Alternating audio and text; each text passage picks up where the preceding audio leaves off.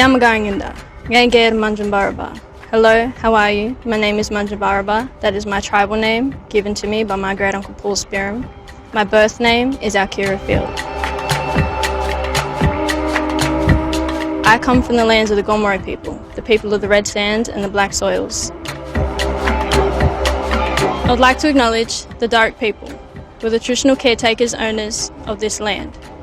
I would also like to pay my respects to all other traditional owners of the Gadigal Nation. I'd like to pay my respects to the elders of the past, the present and the future. I'd also like to pay my respect to the ancestors of the now, then and to come. I'd like to acknowledge and pay my respects to the lands, to the dulus, the trees that sway to the sounds of the winds, to the gully-bargay, the waterways that nourish our roots, to the jigara, the animals that walk beside us on the lands our feet leave footprints on, and to the Mirigunagalangarriba, the stars in the skies up high that guide our ways and tell us the stories of our dreaming. As we take our next steps on country, may we walk in the footprints of our ancestors. This land always was and always will be Aboriginal land.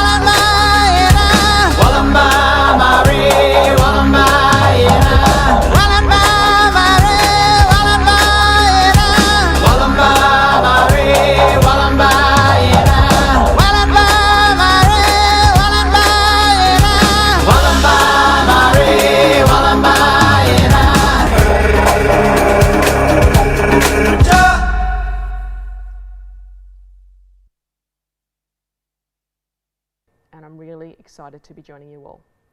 I joined CareerTrackers at the end of 2021, so I'm still in the process of discovering all of the amazing things that our community has achieved and is working towards. However, in the time that I've been here, what has been most obvious to me is the passion and the commitment of the team in supporting and celebrating your success. Before covering what to expect over the coming days, I thought I'd share a little bit about me. However, hopefully when the opportunity arises, we'll be able to meet in person. My career journey started in a small town on the mid-north coast of New South Wales on Biripi country, where I was born, and my parents instilled in me a strong work ethic from a very young age, and I regularly worked in the family business from the age of 12. Like many of you, I was the first in my family to complete school and the first to attend university.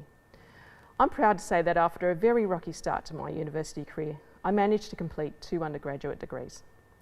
When I look back at those years, I'm so grateful for the support of Indigenous leaders who took me under their wing and supported me and helped me to gain a belief in myself that despite not having seen it before, I could with hard work and perseverance attain a university degree, and also a belief that I was worthy of the opportunities that would be in my future. Our ancestors, even those 1 or 2 generations ago, didn't have such opportunities, like this one for example, or like the many other opportunities that await you at the end of your university years. The team at CareerTrackers are here to walk beside you and support you to grab these opportunities with both hands and achieve what would have in the past been unimaginable career choices and freedoms, as well as prosperity, both personal prosperity and the prosperity of First Nations cultures.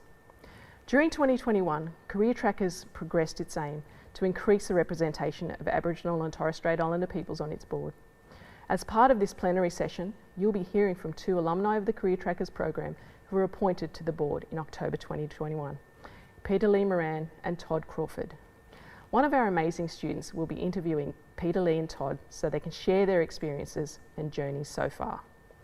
You will also have the opportunity to contribute to this session with questions of your own, and I encourage you to do so.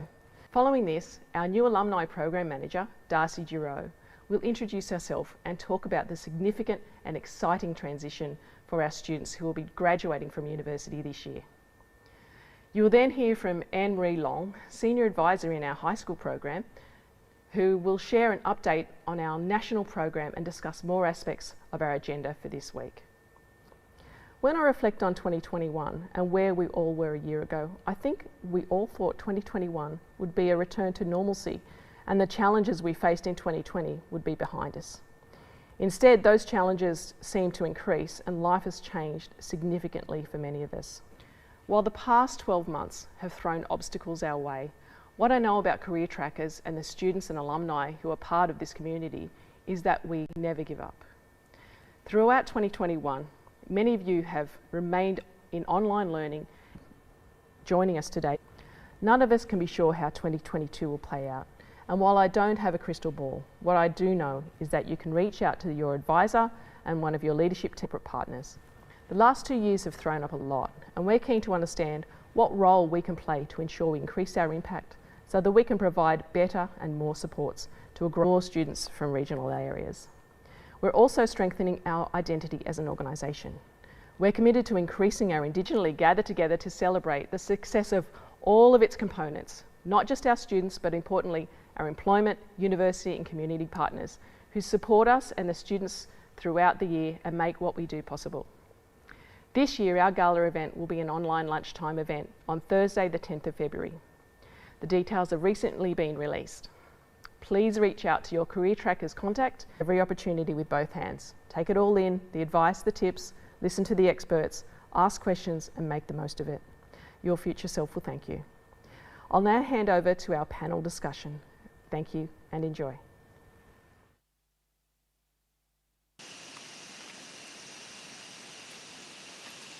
Hello and welcome to everyone.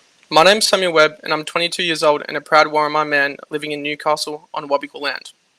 I'm studying a Bachelor of Secondary Education, majoring in PDHP and a minor in Aboriginal Studies at the University of Newcastle. With this being in my final year of uni, I'm lucky enough to be completing 5 internships with CareerTrackers over the past 4 years. All of my rotations have allowed me to work at IAG, short for Insurance Australia Group, where I've interned with several teams who have helped support and guide me along my journey. Without the likes of my colleagues, advisors and mentors, I wouldn't be in the position that I'm in today, which I'm extremely grateful for. With this in mind, I feel privileged to be hosting the discussion today, who will be joined by the 2 newest members of the CareerTrackers board and alumni of the program, Peta-Lee Moran and Todd Crawford. I'd like to hand over to Peta-Lee and Todd to introduce themselves and share a bit of their background to get started. Peta-Lee, if you'd like to go first, that would be great. Awesome, will do. Thanks so much, Sam. Yama, everyone. I belong to the Gomeroi and Wiradjuri people from country New South Wales, but I acknowledge that I'm joining you from Gadigal country today. I just wanted to start and really quickly echo Jen's words. I want to congratulate all the students that are here. There's been a lot of uncertainty over the past 2 years, but the fact that you're here, you're not letting that uncertainty impact your internship and your university studies is so amazing. So congratulations, keep at it, keep showing up. But yeah, I guess a little bit about me really quickly. So I joined the program 10 years ago as a student, and it's crazy to think that the program's been going that long, or that I'm, about to turn 30. It scares me. But, when I joined the program, it was really, really small, and I was studying a Bachelor of Psychological Science at the University of Newcastle. I chose psychology because somebody said it would be a good idea, so I ran with it. I had no idea or guidance really on what the options were or what I should be doing. So I just picked it up and I ran with it. And my very first internship was with an organisation called Leighton Contractors, who have since rebranded, and you'd probably all know them as CPB Contractors. And I was in their safety and health team. And I didn't really understand the link between safety and health and psychology. At that point, I wanted to be a forensic psychologist, so didn't quite see how the internship played a role there. But I stuck with it. I knew it would be a really great chance to learn some transferable skills, even if it was just for the one summer. So I stuck with it and ended up staying with Leighton Contractors until I graduated, by which point I did work out the link by then. I saw the importance of psychology, especially in a construction organisation. But the best thing about my opportunity, beyond learning those transferable basic skills that we all take for granted, is I had the opportunity to explore the business and understand where else I might go and what else I might look at in a career. So I finished my bachelor's degree and straight away started a master's of human resource management, because I knew that even if I didn't want to be a HR manager, it would actually build my skills and my knowledge and open up so many more doors for me. So I straight away went into that while I was at the last little portion of my internship. When I finished HR, I still didn't quite feel ready to enter into a big, scary corporate doing HR. So I actually stuck around with CareerTrackers and became an advisor, and I eventually a senior advisor. So I worked with CareerTrackers for 3.5 years. I took care of students. I took care of corporate relationships, universities. I did all the amazing things that your advisors do. And I had a really great time staying embedded in community and staying working with our mob, which is so incredibly fantastic. But eventually I realized, okay, I have to go out. Eventually I can't keep the safety net forever. Trackers HR work for a little while. I was at IAG for a little while, Sam, so we've got a lot of links there. But I very quickly realised that generalist HR just wasn't for me. I think human resources is still incredibly important, but it didn't have that spark and that passion that I really, really looked for in the work I was doing. And so that led me to my current role, which is the First Nations Talent Manager at Lend-Lease. So my role is really amazing. It gives me the chance to support our First Nations employees here at Lend-Lease. I support through career progression, professional development, creating a culturally safe workplace. But probably one of the most exciting and rewarding things I get to do is actually take care of the CareerTrackers relationship at Lend-Lease. So I've worn a lot of hats within the program. I started as a student, I was an alumni, I was a staff member, I'm currently a business coordinator, and most recently I'm really honoured to have put on the hat of board member, which is a big responsibility, but it's something that I'm really passionate and excited about to ensure the longevity of the program. So thank you all so much for having us here today, and I'll pass over to Todd now to tell you all a little bit about himself. Hi everyone, welcome. Echoing Peta-Lee's comments, congratulations on being here. You should all be very excited. Just thinking back when I was listening to Jen's opening remarks about my first LDI was same as Peta-Lee 10 years ago. It was 80 people in that, and it was just such a special few days that really have shaped my life, which we'll probably hear about a bit later on. So congratulations and welcome. So I'm a Mandandangi man from Roma, Queensland, which is where I'm actually joining you today. So I started university in 2011 at QUT, studying a Bachelor of Electrical Engineering, a Bachelor of Finance, and then I did an honours in Electrical Engineering. My first introduction to the program was in 2012, where I interned at Woolly Parsons in Melbourne, which was a unique experience. So I just, first time leaving a small town of Rome, I just started figuring out Brisbane, and then CareerTrackers are like, we're going to ship you off to Melbourne. So, it was a challenging time for me as a, early 20-year-old. Did a stint at Woolly Parsons for a while, actually did a internship at CareerTrackers, and then more recently did a couple of internships at Macquarie Bank, which is where I am now. So I've been at Macquarie Bank in the asset investment team, so in the investment banking team for 4 or 5 years now, which are incredible opportunity. And it was, literally because of this program where I have this, incredible work. So more recently, the skills I've been learning from Macquarie Bank, I was pretty keen to give back to the Career Trackers community in a way. So when the opportunity came up to join the board, like Peta-Lee, we both jumped for it, and running through that process now. Awesome. Thanks to you both for sharing that with us. Just to warm this session up, I'd love for you both to share your favorite memory as a Career Trackers intern. So Todd, if you'd like to go first, that'd be great. Yeah, it's actually, I mean, I was a career student basically, doing 3 degrees. So I think, I don't know, I have to check if I still the record of the longest actual intern in the program, but I'd go close. 7 or 8 years, I think I was in the program. So, lots of funny moments in that, particularly, at these weeks, there was a lot of stuff going on. But I think the funniest stuff is kind of looking back at, how much I've grown and things that just used to completely freak me out or fascinate me. Like, I've said the story before, but, the milk in the fridge in the office just used to absolutely make my head spin. Like this huge, like they had like 3 or 4 fridges just completely full of milk. And I just I would literally take photos every day of this milk. It just completely spun me out. Or, the first time in a plane, which was because of Career Trackers, I just wouldn't, like, I'm like, you're crazy. I'm not getting on that thing. Like, there's just no way I'm getting on that. Like now it's a lot of time.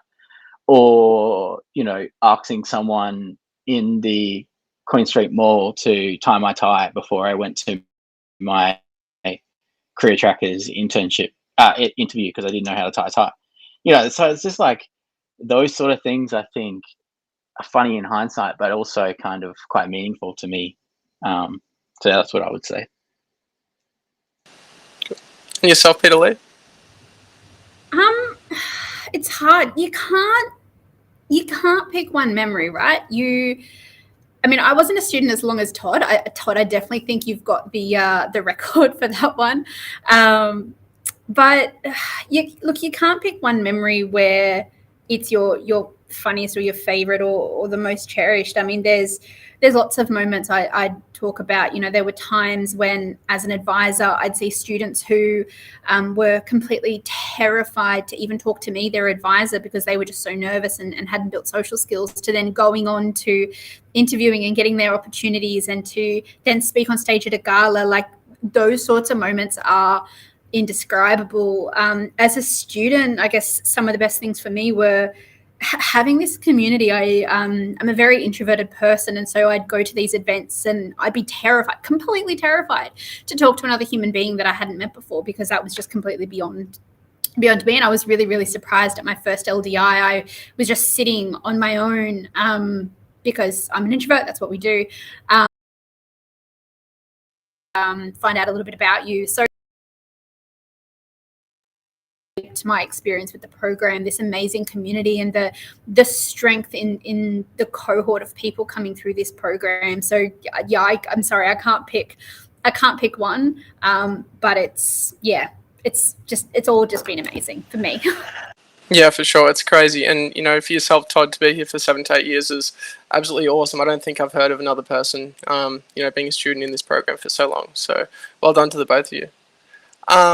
Start with you, Peta-Lee. What's been your number one takeaway from your Career Trackers journey so far? This is an easy one, to show up, I think. And I think that also speaks to the Reconciliation Week theme this year. But, we often undervalue the importance of showing up, being present, whether it's digitally like we have to at the moment, or physically going. If it's a meeting that you don't want to go to, or it's like an event where you're just like, oh, I'm not going to know anyone there, what's the point? I just want to go home. But we can't, as a community, we can't influence change, we can't build professionally, we can't create a supportive community if we're not there, if we're not just showing up. So, and I think at least when I was younger, when I was an intern, I didn't understand that. If I didn't see the direct value for me right then, I wouldn't bother going or being present. So, and that's something I've definitely learned, is show up, be present, be active, listen, because those are the chances that you're going to miss if you don't. Yeah, definitely. I think there's some key insights that you can get, not only with the professional development, but also your personal development. Being a student, being out of high school and fresh 18, I know for me it was quite daunting. But now that I'm 22 and been through quite a few internships, not as many as Todd, but I've definitely got some great takeaways from that. And yourself, Todd, what's been your number one takeaway? Just wishing I was 22 again. My biggest takeaway is actually the same as Peta-Lee's, which isn't surprising because, we've both been in the program and it was, pretty drummed into us during our time through Career Trackers is, show up and do the work, right? Like the opportunities that this program gives you, I think is probably also one of my takeaways is you just never, when I was in the program, I thought, this is cool, get a job, just learn these skills. But now, you can recognize how significant and how huge this opportunity is. Like, fundamentally changed the course of my life, right, for the better. Like, it hands down, every aspect, like you say, Sam, both personally, professionally. I'm in a job that's highly competitive. There's 1,000 applications, and they take four of them a year, and I was one of them. And the reason why I was one of them was because of Career Trackers, as an example. But also the community, the network. So the biggest takeaway for me is, don't undervalue this opportunity, because, like Jen said in her opening remarks, one generation ago they didn't get anything like this. Like, my parents were like, "Holy, I wish I had something like that," right? And my advice and takeaway is to show up and do the work, right? Like, even this next few days, don't background watch. Make sure you're sitting there and actually paying attention and trying to absorb as much as you can. If there's an event, show up, because it's been those small moments where you're like, it's quite funny actually, but normally when you're like, oh, should I really go? Oh, I don't really want to go. Like, it's a Sunday afternoon, those times when you actually do show up are being the ones where you meet someone or something will happen. And, it's those small moments. You just got to show up would be my key advice. Yeah, for sure. Definitely. Thanks, guys. Now, Todd, if you want to talk about being the alumni on the board, what does that role and responsibility entail? Yeah, it's an interesting question, because it makes you think, what's the role of a board? This is also probably an open question. So, and it will probably change as individual basis. But, how I see it is the board is there to represent the custodians or the owners of an organization. That leads you to who owns all Career Trackers. And I would say all of you own Career Trackers, right? So our job is literally to encourage, support the management team in the incredible job they're doing, and question everything from the aspect of the community and the students. Like, literally, we're there to represent your voice. The alumni aspect of it. So generally on a board, you want a different range of skills and different learned experiences, right? So, me and Peta-Lee have a unique frame of reference because we have been in the program for so long, and we've gone through that program. So we know what it's like as a student. We know the struggles. We know, like you said, Sam, when you're fresh face and you're going to this corporate world for the first time, how hard that is.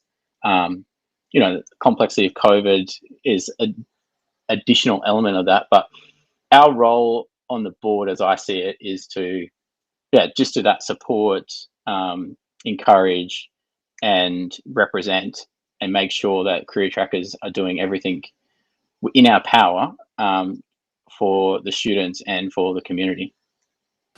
Yeah, for sure. And I think it definitely also helps that you're both ex-students. You've been a part of the program. You're familiar with the structure of it. You know what it's like. So having that first-hand experience, you can't buy it. So yeah, definitely. Good on you guys.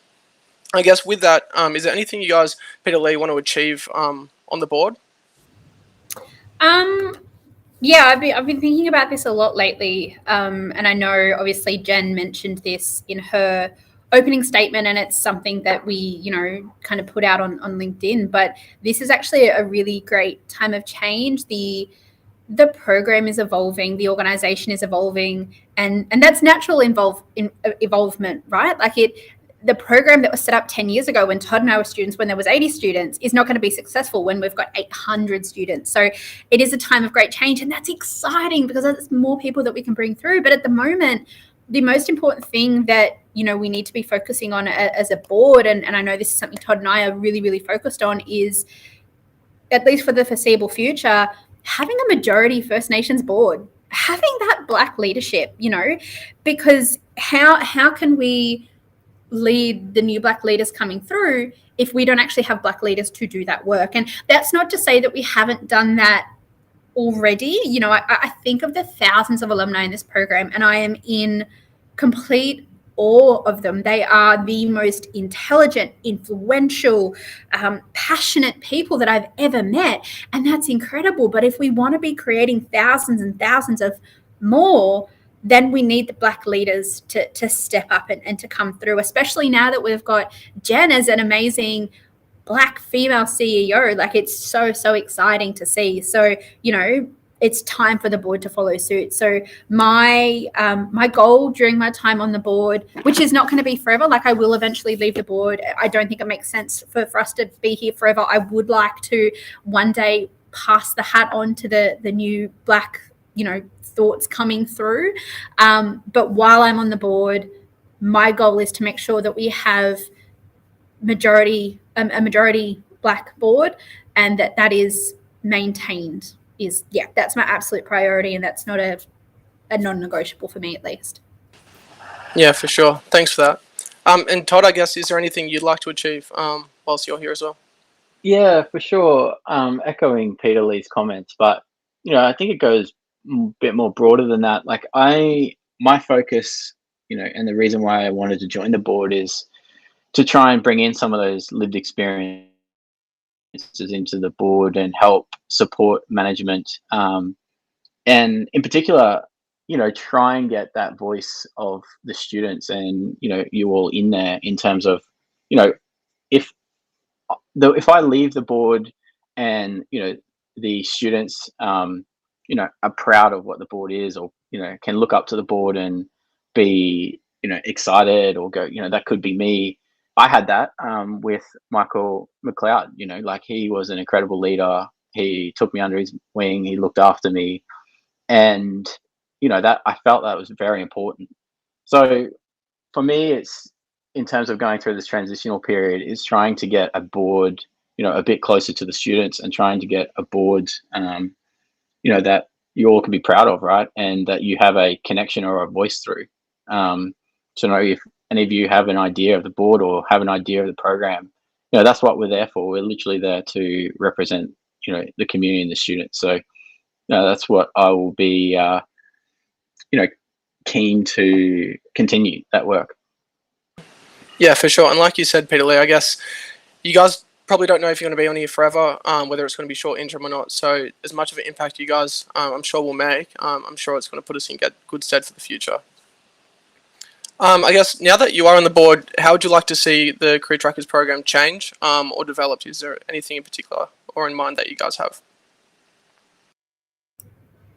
I'll jump in. I think these are things that Jen touched on in her kind of opening message as well. But the program is evolving, and like I said, so it should be. But we, for so long, the program has focused on very specific degrees and degree pathways. So looking at some more business, finance, engineering, which is really, really important. But one thing the program is doing more and more, and Sam, you're a great example of this, is looking at students in non-traditional degrees, or degrees that are not traditional for the program. So looking at how do we support those students who are, not doing finance or not doing business? How do we support those students who are doing, education or nursing? And I know it's a really, really hard question, and we haven't been able to answer that yet, but I'm so excited that that's something that Jen wants to focus on, because so much of our mob are doing those degrees because we need support in those sorts of areas. So finding a way that we as a program and we as a community can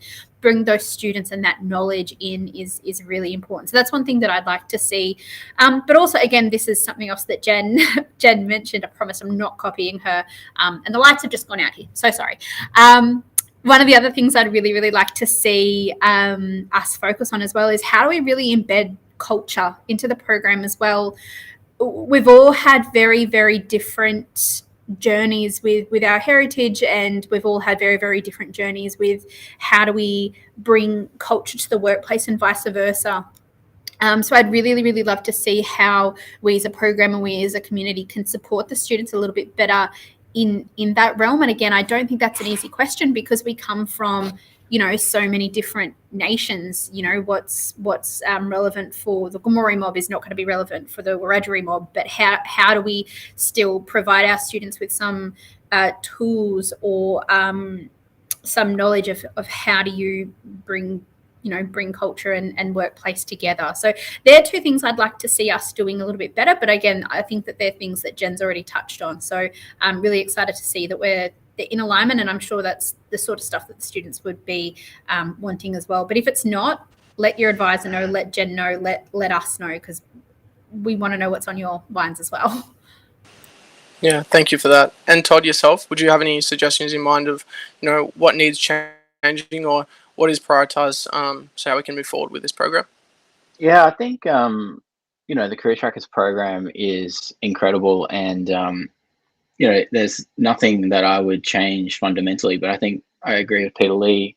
We'll be looking, even at the board level, we're looking at how do we embed culture and some of that element into like government governing documents, as an example, right? So trying to get weed that culture through a bit more is important to us. And trying to get that voice, like I said, of the students, particularly through the board level, is important to us. So it's more around tweaks and refinements. And that's, of course, before you consider, this new COVID environment and how that looks. The work the team done in the last 2 years has been absolutely incredible, right? Because, you've just completely changed the model from at uni in the units to at home. So it'll be, for me, I think the program's completely solid. It's just small tweaks around the fringes, but similar to Peta-Lee, particularly the point on voice. If anyone has a suggestion or has thoughts, just please reach out to me directly. I'll be keen to hear it. Yeah,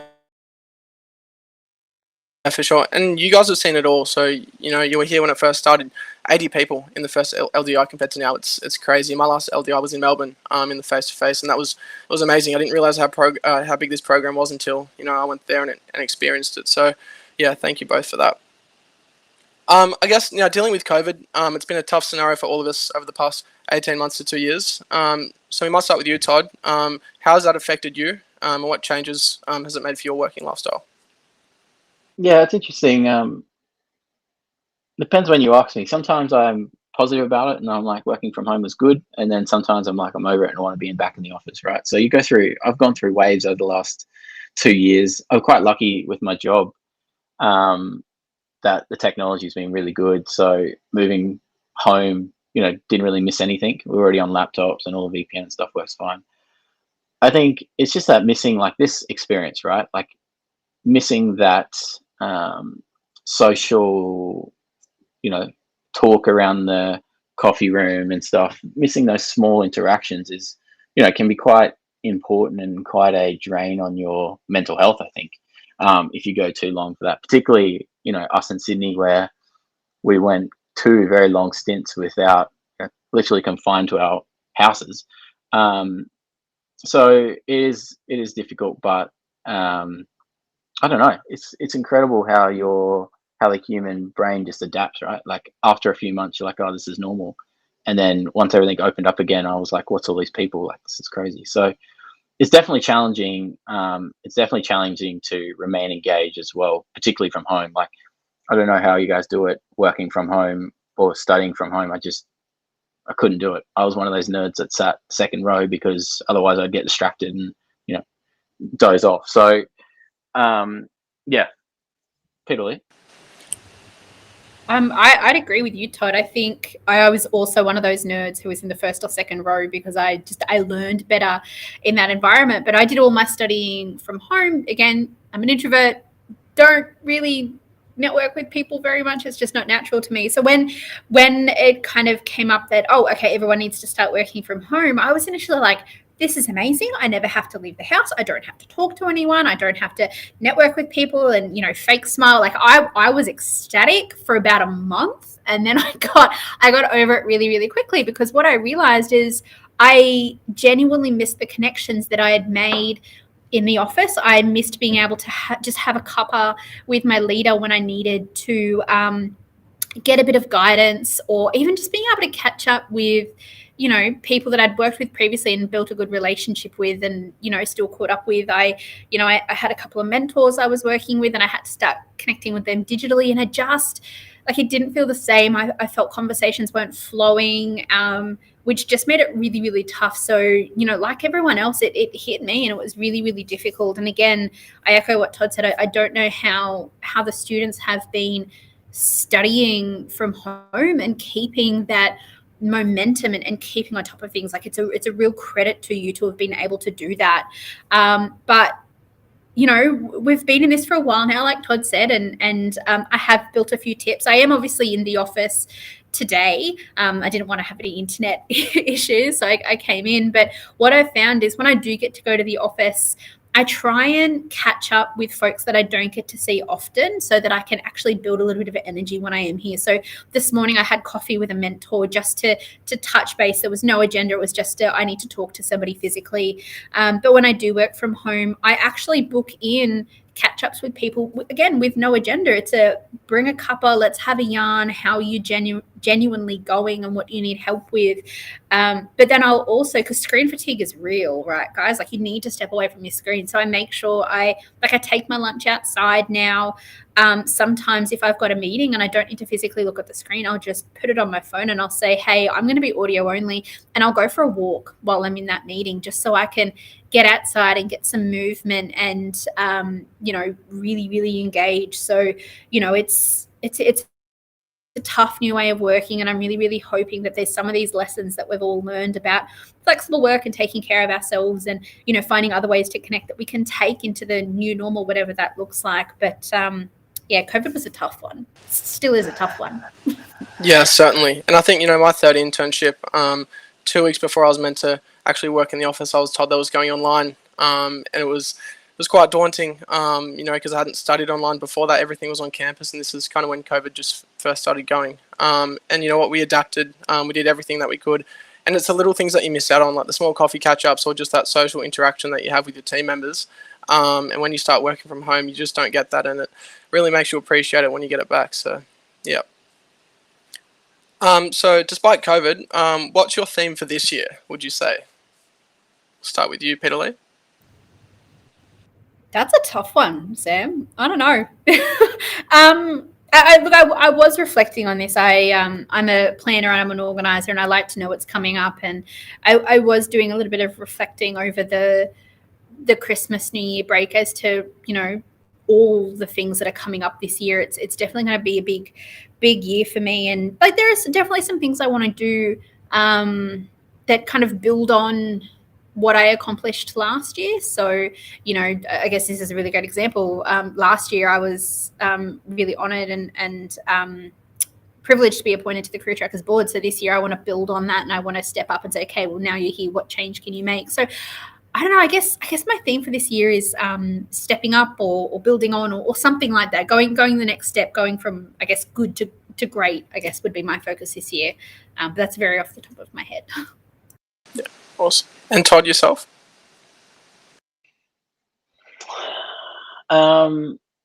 Yeah, tough one. I think for me, I'm a pretty simple person.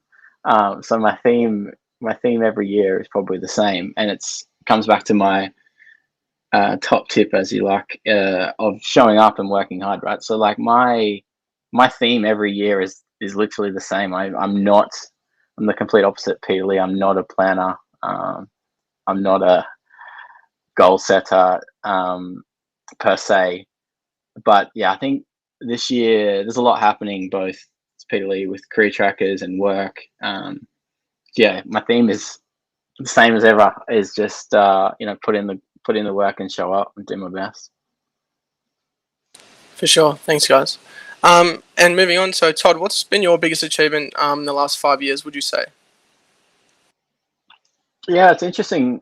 I think last 5 years there's a lot's happened, right? So I've graduated, joined work, gone through that process, promoted a couple of times, joined the CareerTrackers. So there's a lot happened in that 5-year period. I'd say the thing I was probably most proud about was two things. First of all, getting a job at Macquarie in the team that I wanted and in the job I wanted. That was huge. That was really, really big. There was literally 800 applicants for that role, and in my intake they took 3, and I was one of those 3. So that was massive, and I didn't think I'd get it. I really, it was really touch and go. So that was huge. And then my learning journey on that period and how much I've grown in the last 5 years is also crazy. To be in a position where I can give back and join the CareerTrackers board, and I hope make a positive influence from what I've learned in the last 5 years at work, is really rewarding. Throughout CareerTrackers, there was a lot of very powerful, strong people that would help me just randomly, and I would never understand why. Always like, why are you doing this? Why are you a CEO of this company? Why are you helping me? And they always said, it's fine. Just when you're in a position to give back, do so. And I think within the last 5 years, particularly in the last 2 years, I've been in that position to be able to, I feel like, give back and have positive. So, that's been incredibly rewarding for me throughout that time. Awesome. Good to hear. And I guess, Peta-Lee, would you have anything in mind, like a big goal that you've got that you want to accomplish in the next 5 years, let's say? It's funny because as much as I'm a planning person, I'm not very good at setting goals. And don't get me wrong, goals are really, really important, and it's not great for me to be saying that I'm not good at setting goals to, a group of students who should be setting and achieving goals. I see that. But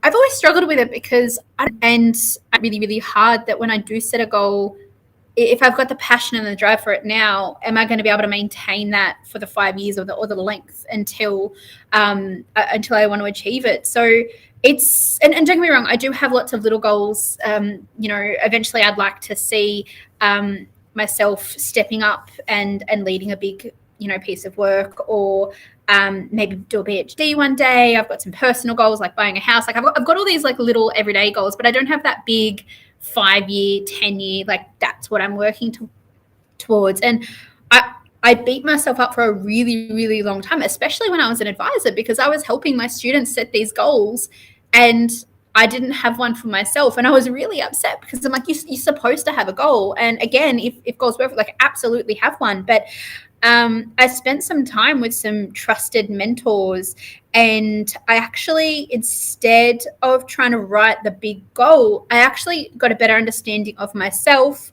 my values, my passions, my non-negotiables.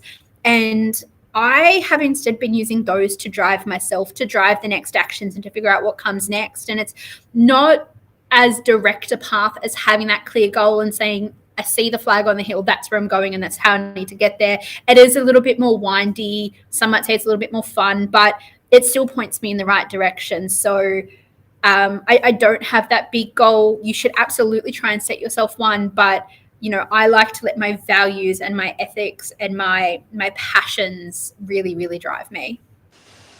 Yeah, for sure.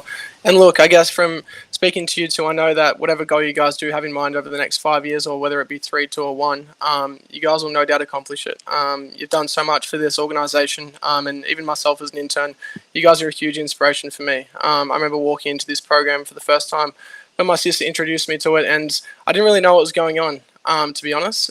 First time in corporate world, and here I am still with the same company in my final year of uni. And it's people like yourself, Peter and Todd, that drive us interns, drive us advisors, and really get it going. So, look, I just want to say thank you for coming here today, being part of this discussion. And like I said, you guys are huge inspiration, so we can't wait to see what you guys can unlock in the future with all your success. Thanks, Sam.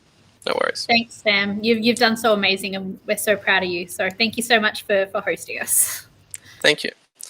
I'm now going to hand over to CareerTrackers Program Manager of the Alumni, Darcy Duro. Thank you. Thanks so much, Sam. Hi, everyone. My name is Darcy Duro, and I am an alumni of the CareerTrackers program, having interned in 2017. I'm excited to be stepping into the Alumni Program Manager role this year.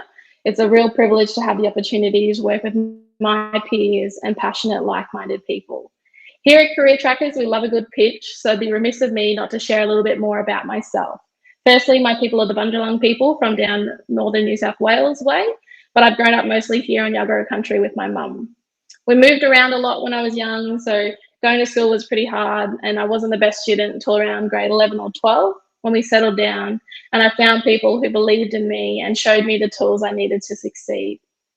I jumped around degrees till I finally settled on a business degree at Griffith University. Once I joined Career Trackers, I relished being surrounded by a community of my peers. I was part of the first Career Trackers cohort at Suncorp, and what an experience it was. When I think about the impact Career Trackers has had on me, I can get lost for words. I know for a fact that without my internship experience, I would not have had the confidence or skills I had when I graduated, or the competitive advantage of real life work experience. And arguably what I found most important for me, the comfort of knowing the community I stand within. After uni, I joined the Australian Taxation Office and worked in various HR generalist roles before joining Career Trackers last year as an advisor. But that's enough about me. I want to congratulate you all on your hard work and finishing your degrees, especially during these times of uncertainty and online learning. You've persevered, and now it's time to celebrate you. For those graduating this year, you will have received a gold pin with your conference pack. This gold pin signifies your upcoming achievement of finishing your degree. The next 6 to 12 months is the final push. It's hard work, so don't get lost in the now. Remind yourself to stop and reflect on how far you've come and keep your why front of mind.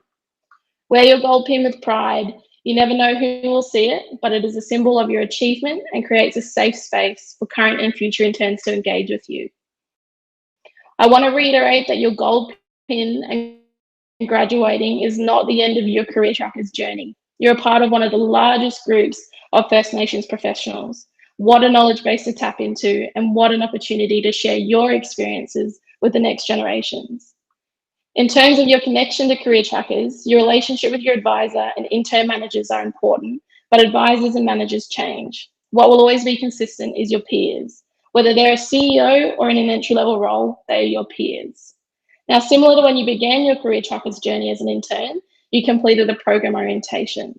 Likewise, I will hold program orientations with the new alumni over the coming weeks, so we can chat in greater detail about what's happening in the alumni community. So keep an eye out for this. For our students graduating this year, we are hosting a graduate panel discussion that will include early career experts from a number of our employment partners, sharing their tips and insight into their processes and the best way for you to stand out from the crowd. I fondly remember a similar session that I attended as an intern. It absolutely blew my mind on a lot of things, but especially what recruiters are actually looking for at an assessment centre. You'll receive your invitation to this session next week.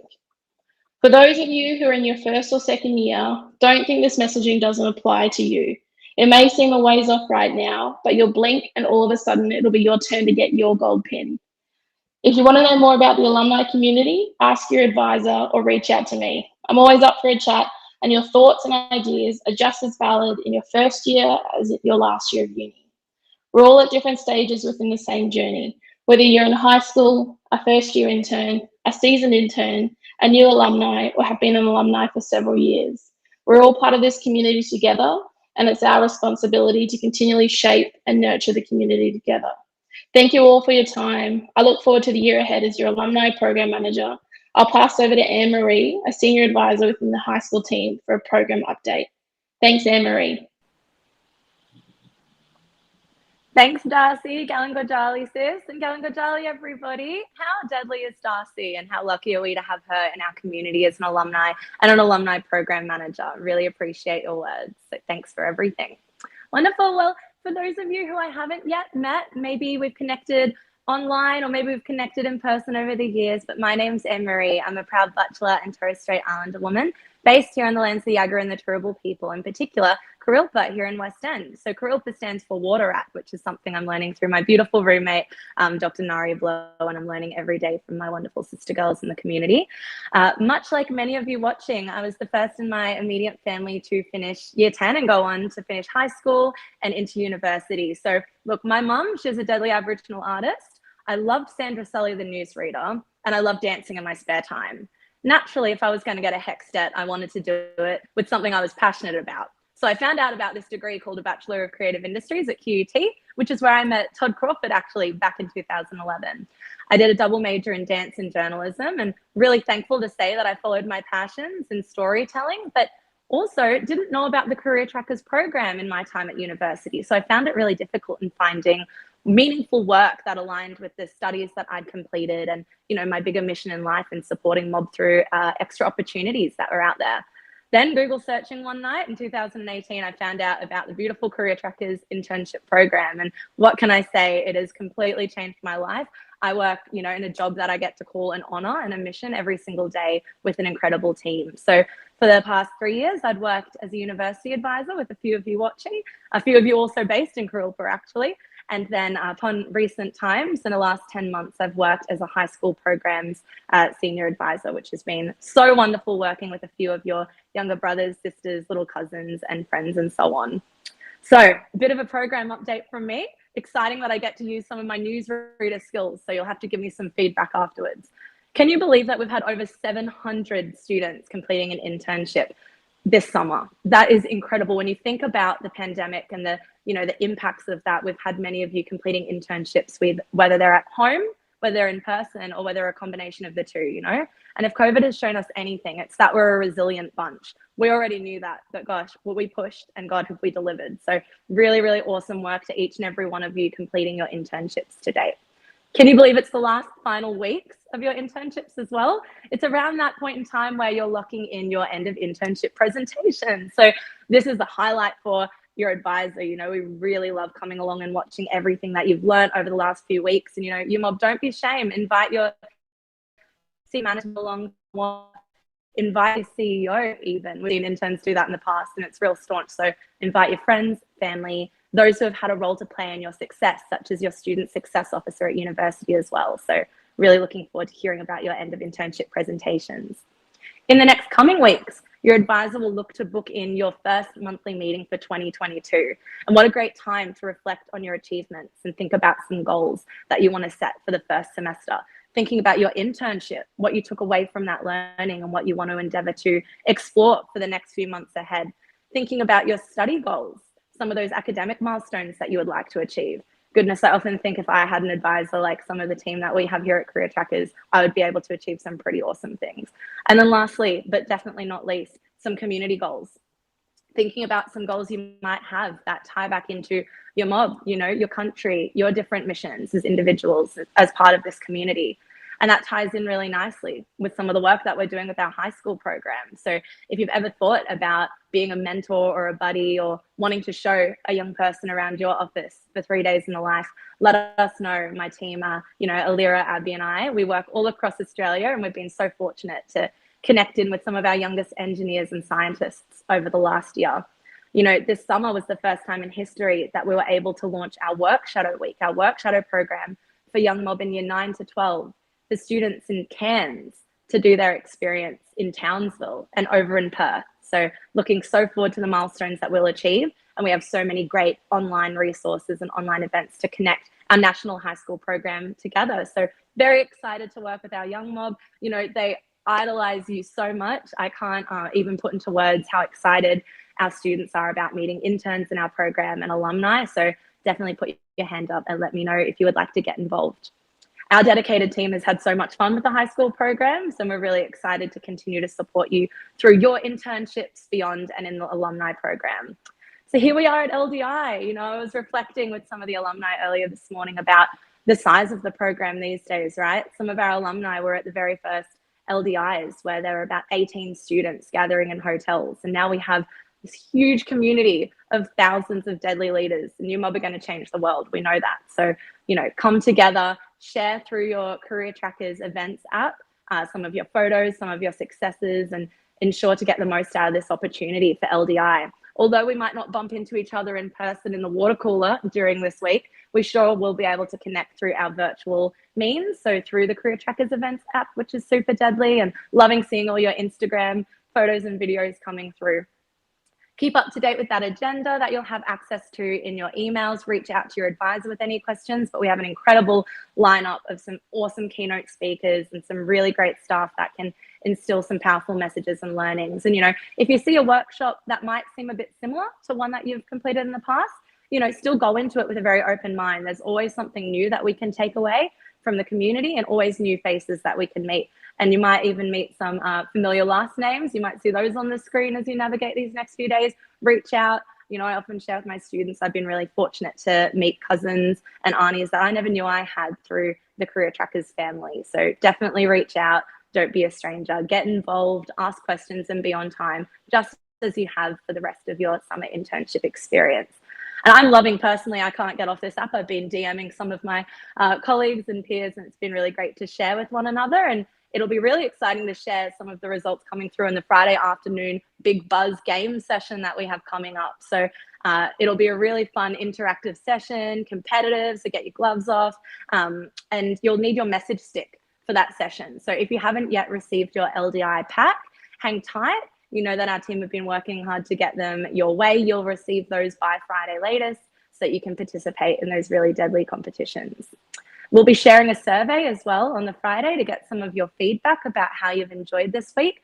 Just remember, this program is designed for you. It's a dedicated program for you and your experiences and what you want to get out of the Career Trackers family. So let us know how you found the week. Always open to hearing any suggestions that we can build year on year. Wonderful. Well, that is a close for our very first plenary session at LDI 2022. Really excited to connect once again with each and every one of you. I was reflecting, on the march on January 26th. I was doing the Invasion Day march over here in Meanjin, and I was thinking about the incredible stories and the access to those stories I've had through each and every one of you in the Career Trackers family. How proud of you we all are. I know it's an echoing theme, but we really mean that,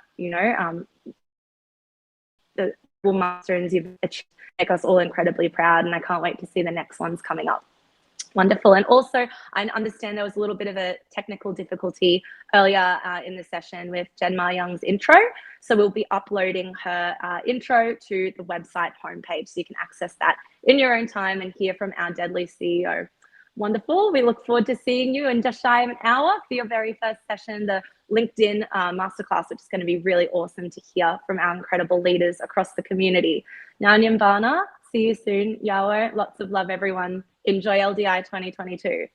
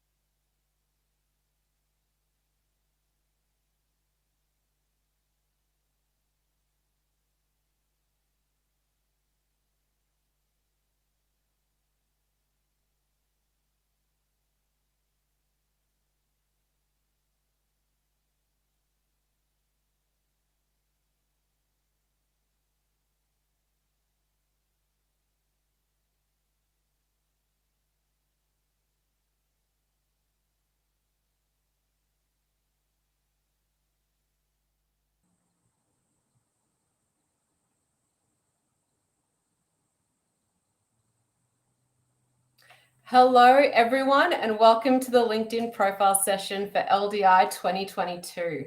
My name is Luna Galaz, and I'm joining from beautiful Bundjalung, New Gambia country at the Gold Coast.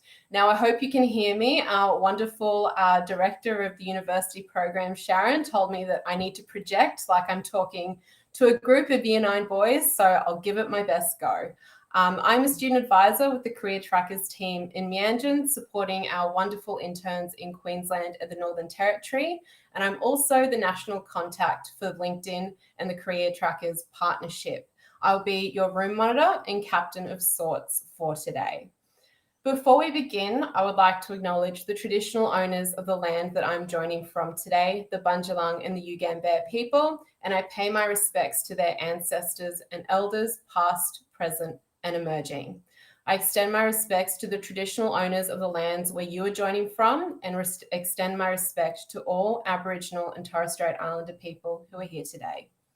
We acknowledge the traditional custodians' ongoing connection and care of land, sea, sky, and community on the land we work and live on throughout Australia, and we acknowledge that sovereignty has never been ceded. It always was, always will be Aboriginal land. Now, for those who joined us at the plenary session, we received a very helpful breakdown from Anne-Marie of the Ignite event launcher app. Try saying that 10 times in a row. This is a very clever app, and it's going to help us to engage and make the most out of LDI this week. If you miss these instructions, I'm going to give it a red hot go. So head to your app store, download the Ignite event launcher app, and enter code CT2022 and enter your details. Here, you'll have access to the LDI agenda, information on guest speakers, and be able to submit your questions during each LDI session. We are going to have a very exciting Q&A at the end of LinkedIn's presentation today, and I encourage you to send through our questions, and you can do so by clicking on interactive sessions, which is the circle in the middle of that grid that you have on your front page, and then clicking on the LinkedIn profile session from the list and selecting ask at the top right of your screen, and you'll be able to send your questions in. Now, speaking of guest speakers, we have the absolute pleasure of being joined by the amazing team at LinkedIn for our second LDI session, focusing on how to make the most of your LinkedIn profile. LinkedIn has been a great friend of the CareerTrackers program for some time now, and we are also thrilled to announce that they are coming on board as an employment partner in 2022 and will be looking to take on their first round of CT interns. Today, we will be joined by Ariane Ritz, Senior Account Director, Marketing Solutions, and Rob Chavan, who is a Mid-Market Sales Manager. Ari has worked at LinkedIn for over 7 years and has worked in media and sales and the advertising industry for over a decade. Currently, she helps universities recruit students on the LinkedIn platform through advertising. Ari delivers research, runs workshops, and creates media plans for universities to build successful relationships with future students. Welcome, Ari. We are super lucky to have you on board. Rob has worked with LinkedIn for over 7 years and moved over to Gadigal country in Sydney from the San Francisco office back in 2018. Rob has exclusively worked with LinkedIn's largest clients, helping them to invest in recruitment, learning, and engagement solutions on the platform. Currently, he manages a team of mid-market sales professionals that partner with Australian and New Zealand clients in the talent space. Thank you so much for sharing your knowledge with us today, Rob. I think the best food I've ever had in my life, apart from my beautiful mum's, was in the Mission District in San Francisco. But I would say that the views are better in Gadigal country, and we're lucky to have you here today. So without further ado, I'll pass over to you both and leave our audience in your very capable hands. Thank you so much for that lovely intro, Luna. Mission absolutely has some of the best Mexican food that you will ever have. So very welcome visit. If any of you have a chance to go to California, please connect with me on LinkedIn after this because I have some great food recommendations for you. So I am so excited to go through this presentation. I was actually thinking about it this morning, and the opportunity to actually run through this with you all I actually remember going through a very similar session like this when I was in university back in 2013. And it actually really transformed my vision on how I can actually be leveraging my professional brand. And it's something that I actually never really thought of is, okay, how can I start using these different social networking sites to actually help progress my career? So we'll be talking a lot about that today and how it really can help you all hopefully achieve some of your goals over the next 5 to 10 years. So if you go over to the next slide, I'll actually cover what today's agenda has in store for us. So where we're going to actually start is we're going to start off with a general understanding of what LinkedIn is. I think a lot of us have a general idea of what LinkedIn does, but how can it actually help you on a day-to-day approach to networking, building out more opportunities for yourself? I think it's even an area now that a lot of people use, specifically in COVID, to get involved in groups that may have been really limited on this new world, not being able to interact and be in the same rooms with people. I really wish today we were in a big facility, actually be able to do this face-to-face, but unfortunately we're not. So having areas like LinkedIn and Facebook and Instagram, those other social networking sites, they're great opportunities for us to really come together and network in this new digital world that we find ourselves in. So we're covering that along with how to actually build out your LinkedIn profile, and then actually building out a professional network as well. And then we're going to pass over to the lovely Ari, who's going to really focus on networking on LinkedIn and how to actually get the most out of applying for jobs and how to actually search this huge ecosystem that LinkedIn put together, along with some extra credit items that you can all take away from today to really boost your LinkedIn presence. So really excited to dive into all of this, and we'll get started right away. So if you can hop into the next slide. We actually started talking about food in the session, and that's exactly where I'm going to start with this live example. And one of the best donut shops ever is called Bob's Donut Shop near LinkedIn headquarters in San Francisco. And this slide was actually used in the first presentation that I attended back in 2013. And it was a bit eye-opening on how we use all these different social media sites. When you think about the Facebook, it's a place where we like content, right? And we go into the Snapchats of the world, and it's posting videos of us actually eating that donut. And then we go down that list of Spotify, us listening to the song Donut or seeing a photo of our donut on Instagram. And these are all platforms that we use every single day. And there's a lot of times where LinkedIn might not necessarily fit into your day-to-day usage. And I think this is such an incredible platform that really focuses on your professional development over just this general content of photos. And if you go over to this next slide, it'll actually focus on how the donut really resonates in the professional world. So you can think about this as your experience actually making donuts, or if you wanted to actually work at a donut shop. And this is where LinkedIn kind of changes the game on a social media platform, is that this is a world that is going to be focused on your career, and it's going to follow you through this very unique journey that you put forward for yourself. And I love this platform because it's been such a big game changer for me personally on networking and building new relationships in new companies and groups that I've always wanted to really learn about. And what I hope that you get out of today is how you can actually be using this network to achieve those same goals. And if you have any questions post this meeting, I know we're going to do a Q&A, but I'm really big on connecting. So hopefully you can send over some information of things that you learned from the session, connect with me, and I'm always here as a networking tool for all of you as well today. So if you hop into our next slide, we're going to talk about what the LinkedIn network actually is today. And I started at LinkedIn 7 years ago, and I cannot believe how fast we've actually been growing.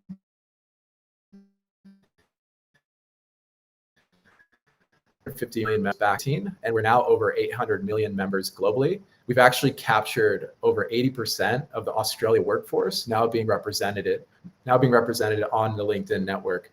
That's a massive opportunity when you think about the amount of data and insights that LinkedIn now has on the global workforce, and that number is not slowing down. We're actually growing at a rate of 2 members joining the network every single second of the day.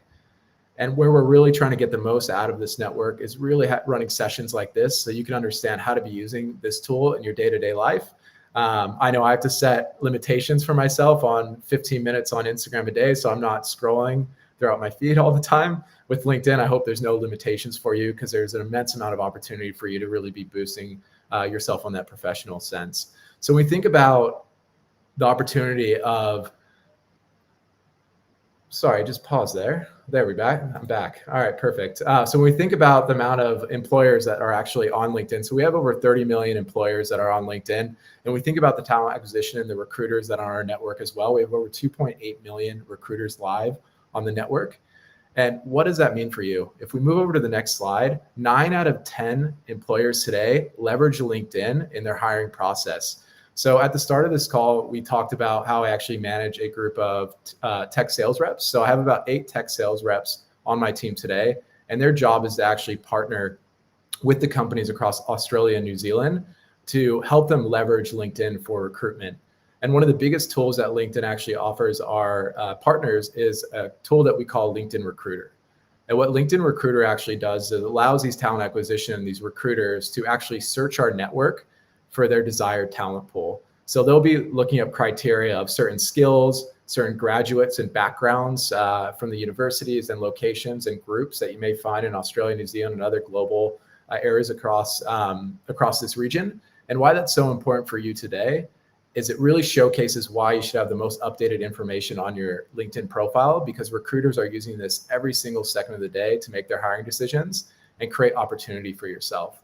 So if we switch over to the next slide, there's going to be a couple different terms that I'm going to be using today. Mainly, they're going to be focused in 4 different buckets. It's going to be the workforce. And I know these are terms that you may have heard before, but we use this in a LinkedIn lingo. And what I mean by that is when we look at the workforce and we look at LinkedIn's vision, our goal is to create economic opportunity for the global workforce. We want to really open the doors for every single one of you. And why that's so important is you may have heard the phrase back in the day is you're only as strong as your network or the people that you know. We really want to change that and create that opportunity for everyone to know everyone across the workforce and allow you to connect with these people and create opportunities for yourself. So you're not limited to the regions that you're located in. You think about growing up in a Silicon Valley, you're next to a lot of people that are working in that area. But if you grow up in different regions that may not necessarily have access to the type of individuals that you want to connect with and grow with, it's tough to build out that network. And that's really where LinkedIn was born. We wanted to create this network and this ecosystem to give that opportunity to everybody. And that starts with connections. So we'll be also talking about the importance of connections and who you should be reaching out to actually build out your network, which falls into that third bucket is what is a network? What is a first, second, and third degree person in a LinkedIn ecosystem? And I'll actually showcase what that is and have a really great story on how LinkedIn actually changed my life at 3 different critical points for me.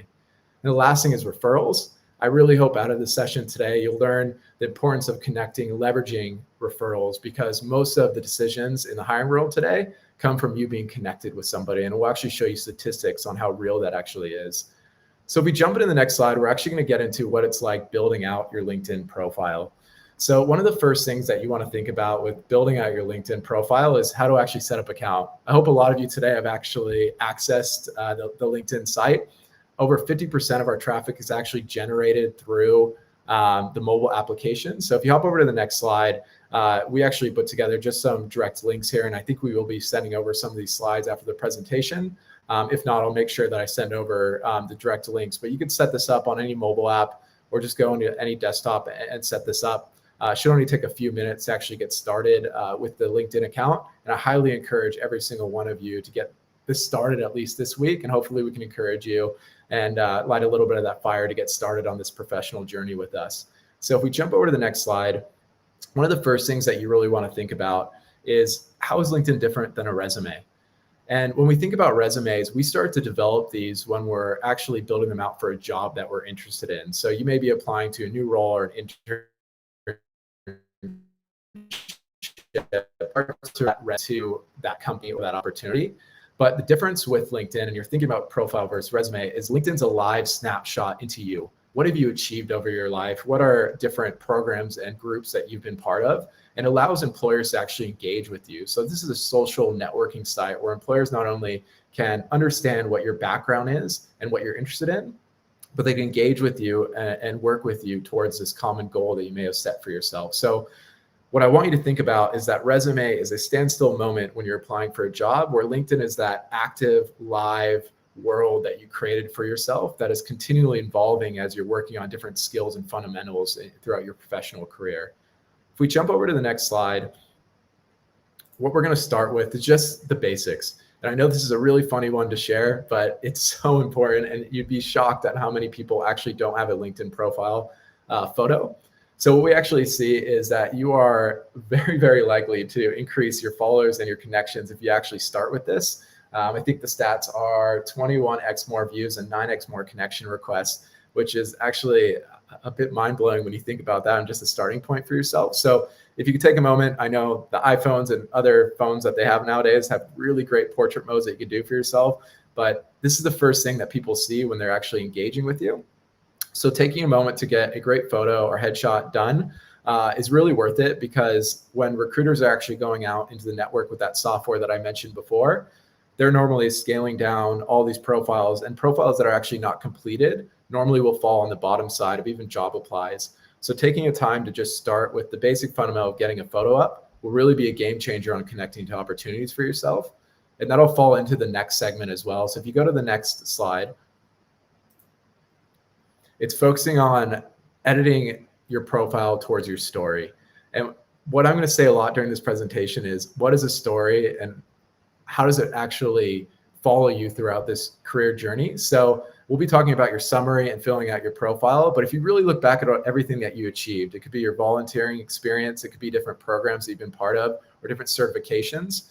I'd love for all of you to really reflect on all the amazing things all of you have done over your life. And I'm sure there's a long, long list for all of you.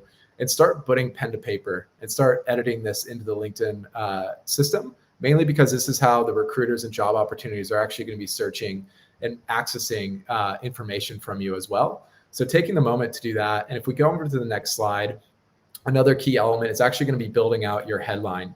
So your headline is going to be the first thing that people read about your job and your opportunity as well. If you're not currently in a role, talking about being a recent graduate or getting ready for a graduate or industry that you may be interested in. So making sure that you're filling out areas that you're really focused on. So when they read that highlighter or that elevator pitch about you, they get a really quick sense on what you're looking for. And that translates very nicely into the next slide. That's essentially revolved around your summary. So your summary is really going towards that elevator pitch. I really see this missed on probably 80% of profiles when I look at them. But this is an area, especially if we don't have a lot of career background yet, for you to explain what you're looking for in your next employer and really what your strengths are as an individual. When we're thinking about the global workforce and the talent shortage we're actually seeing right now in this current environment, this is your chance to tell your story and let the employers know why you're the perfect fit for the role they're currently recruiting for. So taking a moment to really reflect on these key areas will really be a game changer on creating that opportunity for yourself as well. So we'll dive over into the last couple of slides that I have before passing over to Ari. It's going to be focused on building out your professional network. So if we go into the next slide, this is exactly what I was talking about on the importance of building out a network on LinkedIn. 50% of hires really come from a personal connection. I'll let that one sit for a second. And that really goes with who you know gets you into your next opportunity. And I'll be sharing once again that story on how it actually helped me get here today with LinkedIn. So if we start with what a connection is on LinkedIn, if you go to the next slide, it'll actually show you what a first degree connection is on LinkedIn. You'll actually see this when you're connecting with individuals on our system. So a first degree connection is people that you're connected with. It could be your peers that you're in school with, peers that you're working with or doing internships with. These are people that you know on a one-to-one basis. But if you go into the next slide, a second degree connection is actually taking that a step further. It's the people they're connected with, right? So now we know if one of our friends or family members is connected with someone in an industry or a school or a job that you're really interested in, we could leverage our first degree connection to get an intro into that second degree. And we could even take that a step further if we go into our third degree connection, expand. And the law of averages is that we find a majority of the people that you want to connect with are within your third degree world. So starting to leverage and build out a trusted network that gets you exposure to these third degree connections will open up so many doors for yourself. And if we hop into the next slide, this is exactly how I found myself working at Amazon and moving into LinkedIn as an employer. I mentioned at the start, there's 3 key elements or points in my life that were critical to LinkedIn changing it. First one being is that when I graduated from college, I actually had a business degree and had absolutely no idea where I wanted to work. And I actually built out my LinkedIn profile after a session similar to this. And funny enough, someone that was in my business school class actually posted about getting a job at Amazon. And I was so interested in that, really keen to learn about Amazon, that I did exactly what you're seeing in front of you, is send her a connection to see if she could intro me over to the hiring manager to see if there's any similar opportunities. The next step from there was I actually got an interview from Amazon and actually started working into a role with them, which was super, super exciting for me because it was my first role out of college. And this started not from me applying to a job, but reaching out to my network for an opportunity. And what happened from there is I started to discover more and more connections, and I started to just love the idea of the LinkedIn ecosystem. So I started to put out feelers after 2 years to all of the hiring managers for LinkedIn down in San Francisco. And ultimately ended up getting me a job in San Francisco by, once again, reaching out to my network and not necessarily applying to those jobs, but building out a network with the hiring managers that really fit the goals and areas that I wanted to improve into. And the last point of this as well is when we think about the international opportunities that we have, I always wanted to work internationally. You probably get it from the American accent. I'm not from here. And when I saw an opportunity for LinkedIn with a job in Australia, I jumped all over that. Once again, leveraged my network, and it got me a move over to Australia to join Ari and the rest of the LinkedIn crew here in Sydney. So just an amazing opportunity. So what I'm trying to get at here is connections is such a key element. And if we move into the last slide that I have for you before Ari jumps on, I really want all of you to take a moment and start searching for the type of connections that will really start boosting your groups that you're interested in, the companies that you're interested in, and start getting active. Get out there, reach out, find mentors, and really start making a difference in your professional journey. And it all starts with you building this profile, taking a moment to really reflect on what you've achieved and connect with everyone that really resonates with the vision of where you see yourself in the next 5 to 10 years. So with that, I'm going to pass over to Ari. I think there's one more slide here, but we could skip over that last one because I'm just being cautious of time. And Ari, I'll pass over to you from there. Great. Hi, everyone. I'm Ari. So lovely to be here and lovely to meet you all. I'm super excited. Just a little bit about me, what's not on my LinkedIn profile. I always like to say I'm actually a Kiwi. So I've been in Australia for about 12 years, and LinkedIn has been really fundamental for my career, being able to find opportunity. And that's the next part that I'm going to talk to you about today, is how you can really use this incredible platform to find opportunity and create opportunity for yourself. So one of the ways is to really expand your network that you have. And what I mean about that, what I mean is connecting with people that you may know. So when you think about what kind of people you want to connect with, you want to connect with people who you have something in common with. You want to connect with people who may work in a particular job or industry that you're interested in, or people like Rob mentioned, who may be able to connect you to an opportunity or alumni as well. So I'm going to be talking about how to really create opportunity for yourself. And we're going to go through each of these in more detail, but I'm just going to quickly run through them. So the first is around messaging connections, and we'll talk about how to message and the right ways and some tactics. The next is around how to ask for informational interviews and what that really is. I'll explain in a second. Requesting referrals as well, how to ask, as Rob mentioned before, that was a great way that he actually got his foot into Amazon. He asked it for a referral. Requesting recommendations, finding mentors and people that can help you with your journey, and then adding value on the platform. So thinking about, well, what kind of content should I be sharing? What kind of groups should I engage with? Now, actually, a story about me and LinkedIn. Funnily enough, I got my job at LinkedIn on LinkedIn. So I was working at a company about 7.5 years ago, and unfortunately the company was going out of business. So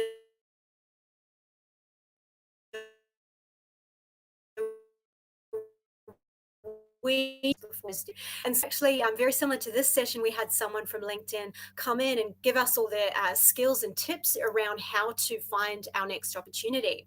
And funnily enough for me, actually, an old colleague I worked with saw that I had put in my profile that I was looking for opportunities. They reached out to me. I actually called the hiring manager because I was very keen to work at LinkedIn, and that's how I got my opportunity. So it's all around for yourself as well. Slide. Hopefully you can still see it. I'm not sure if I can see it. Oh, yep, sorry, I can see it. The image has gone a bit small, technology. So Rob mentioned there's a lot of stats he showed you before around, the importance of having a community and connections on LinkedIn. So we see that LinkedIn members are 4 times more likely to get hired when referred.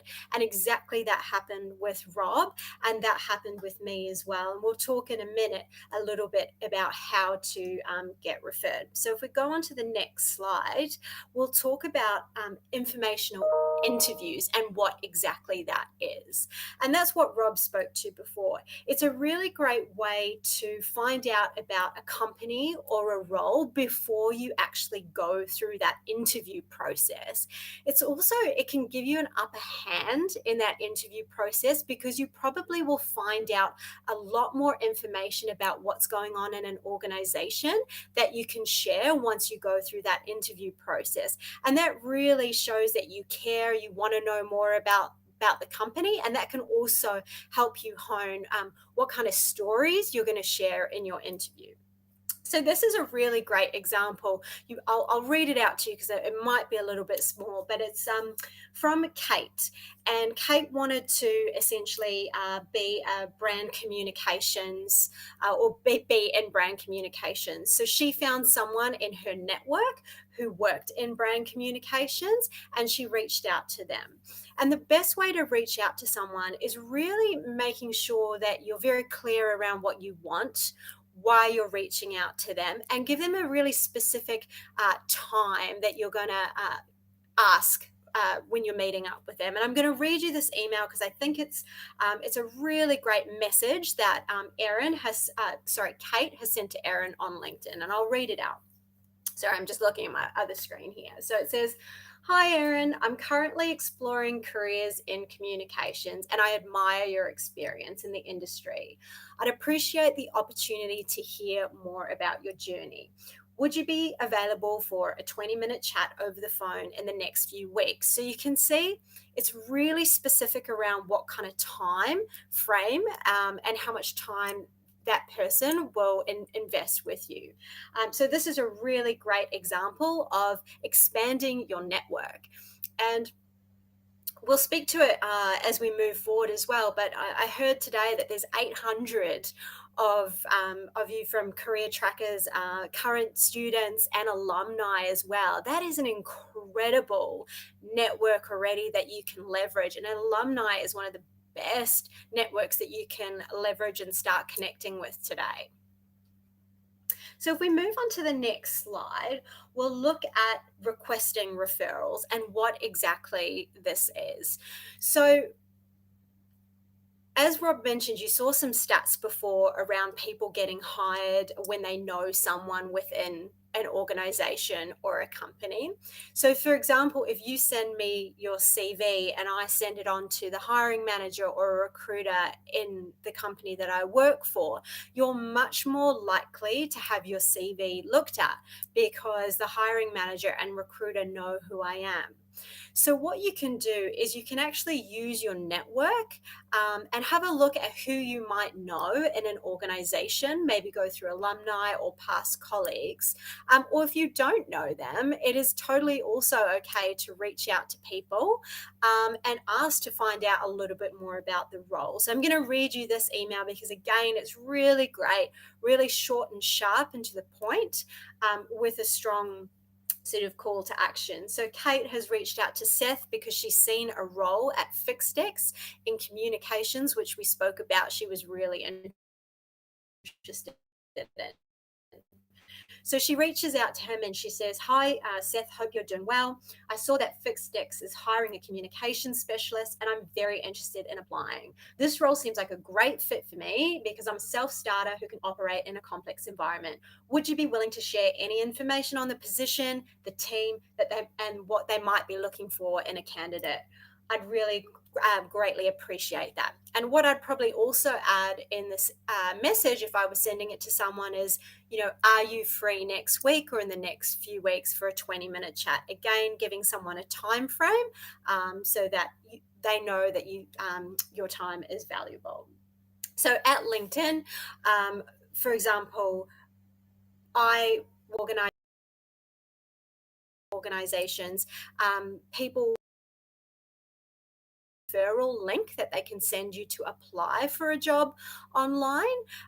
Typically for me or Rob to send a referral link, we do have to have worked with someone for a specific amount of time, but we're always happy to pass on CVs as well.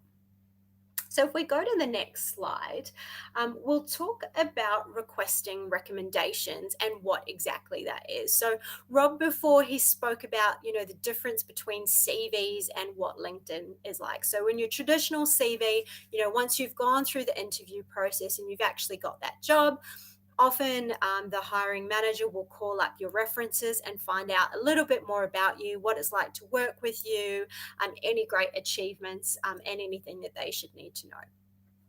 With recommendations, you can actually reach out to past colleagues, people from CareerTrackers, any alumni. You can reach out to people who maybe you've worked in a sports team or been part of a sports team to talk about what exactly you are like in a team environment. And they can actually put that recommendation and write a recommendation, which then sits on the bottom of your LinkedIn profile. And it's really great for recruiters then when they're looking at your profile to go down the bottom and get a sense of what other people have said about working with you. So we'll go to the next slide. Thank you. So the next slide is all around how you can add value and engage with your network. So we spoke about investing time in connections and requesting informational interviews. The other thing, like a lot of you are doing today, is joining these incredible programs. I actually had a mentee come to me through a LinkedIn coaches program, and we run these every couple of months. And it's a really great opportunity to connect with people inside of LinkedIn. Now, the mentee that I was speaking to, she was really interested in podcasting, and she hadn't worked for a while because of COVID, and she was really looking for her next opportunity. And because I've been, working in Australia for almost 12 years, I actually have a lot of connections. And I remembered someone that I worked with almost 10 years ago who now had a podcasting company. And so after the call, I introduced them. And actually a couple of months later, there was an opportunity that came through to me around teaching podcasting that I could pass on to this mentee as well. So take up every opportunity that you can to meet people, because you'll never know what other opportunities they could have or pass on to you. The second thing is really around engaging on the platform. So liking, sharing, commenting when other people share updates or articles or things that you find interesting as well.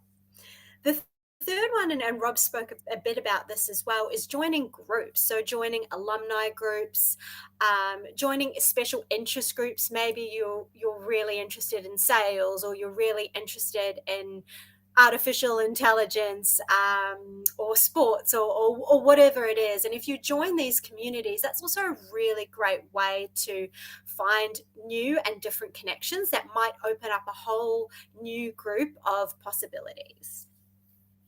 The final is around also giving testimonials and recommendations to other people. That's also a great way to engage on the platform.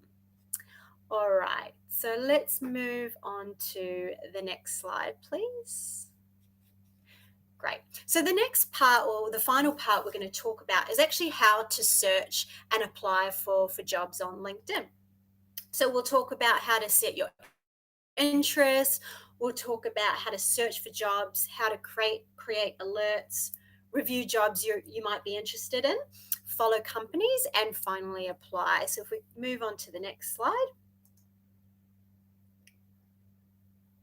So as you'll see, we actually have about 25 million people every week that jump on LinkedIn to find a job.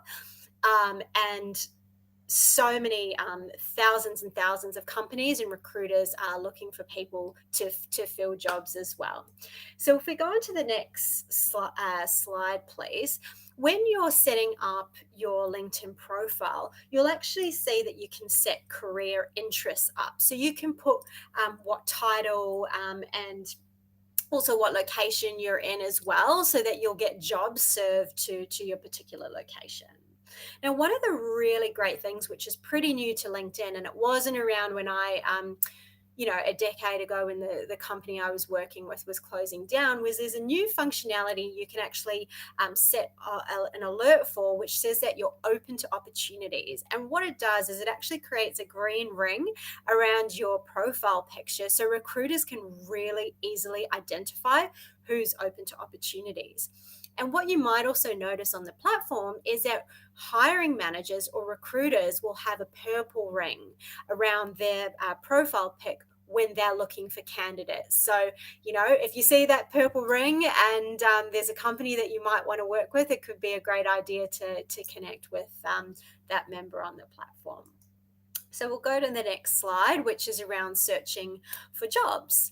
So searching for jobs, it's really pretty easy. So once you've created your profile, you'll see that there's a jobs tab that you can click on, and you can set up your search criteria based on, again, location, job title, industry, function. And a function is really a role that you play within an organization. So Rob and I, we actually both are in a sales function.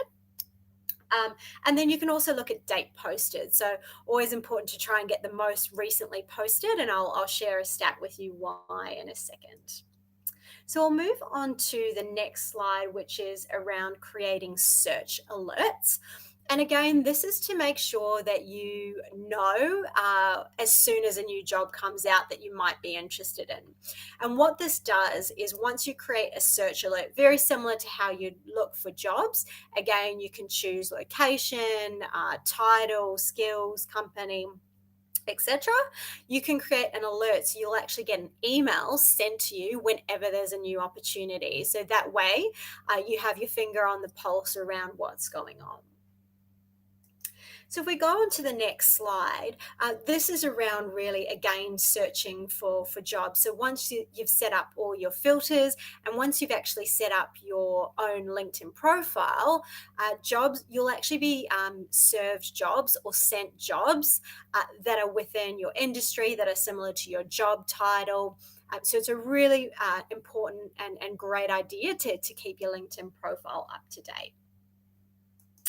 Now, if we go over to the next slide, I think for me, this is one of the most important things, and I think this can really help candidates stand out in the interview process, is around following the company that you want to work for, following their competitors, following companies whose industries that you find really interesting.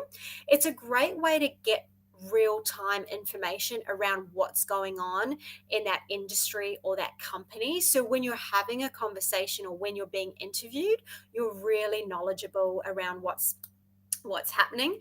You can also click on a life tab on the company page. So that's a tab to show you what it would be like to actually work at that company. And you sometimes hear from different employees around what their experience is like or what that company values, to see if it aligns with what you value as well. Now, really interesting thing is that recruiters actually filter for candidates they can see if a candidate's followed a page.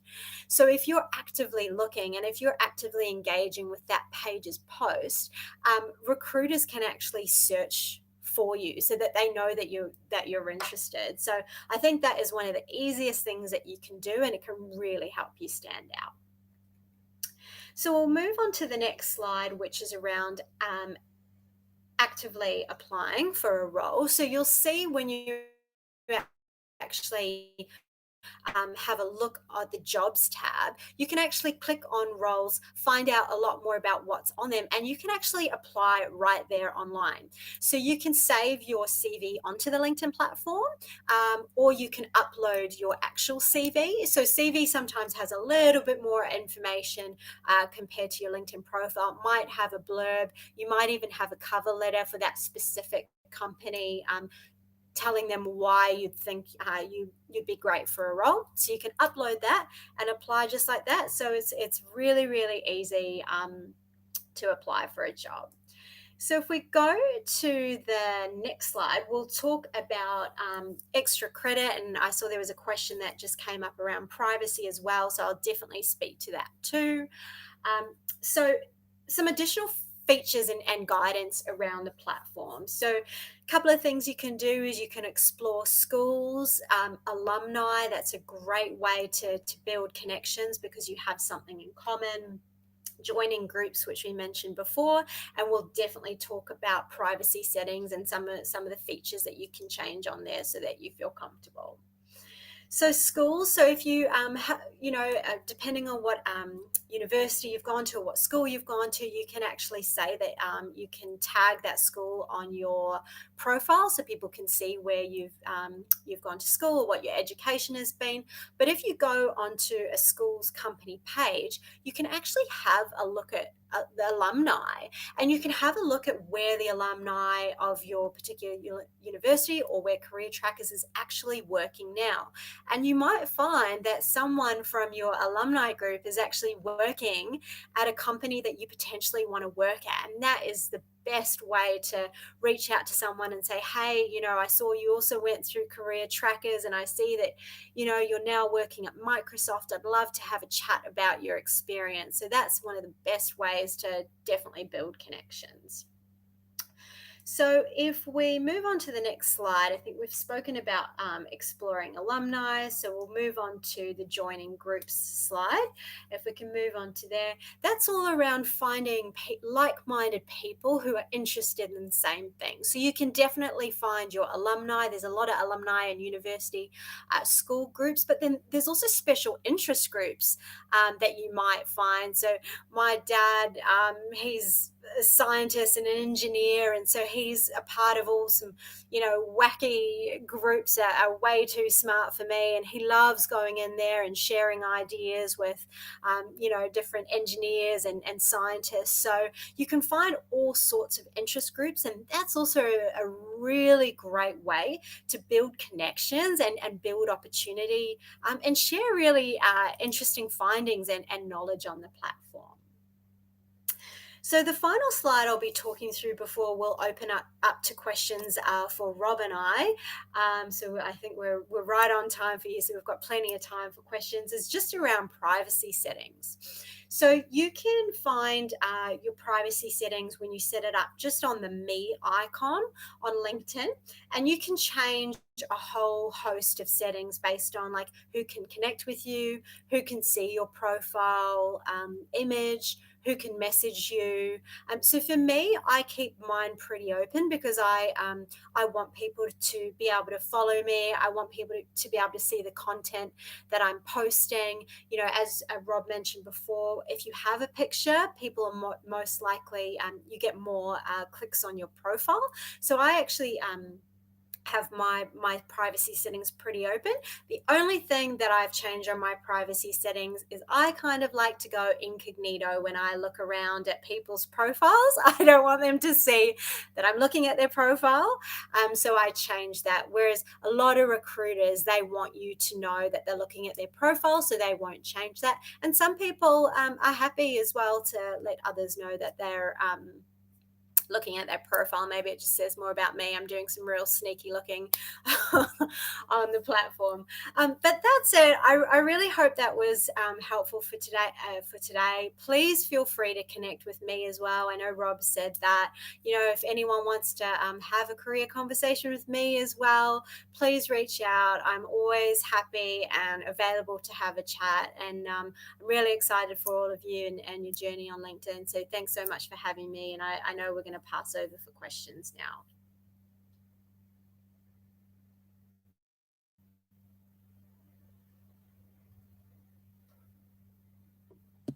Fantastic. Well, thank you so much, Rob and Ari, for your presentation today. I think something that really brought home Todd Crawford's and Peta-Lee's message of showing up is that you really don't know who you're going to meet and where you're going to meet them and how much of a critical role they might actually end up playing in your career trajectory and also life. So I think the theme of connections that really ran through your presentation today was incredibly valuable for all of our interns and alumni to learn and hear from.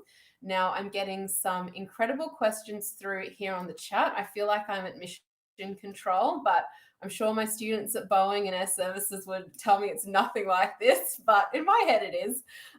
So the first question that we have coming through is from Mr. Sam Walker, and it's a question which I find very interesting around algorithms. So he said, "Hi, Ari and Rob. I've recently joined a new job where I'm helping to establish a new business practice in a very niche field. One of our challenges, especially in COVID times, is market education and basically getting our name and brand out there. I understand LinkedIn uses an algorithm to push certain posts to the top of people's feeds.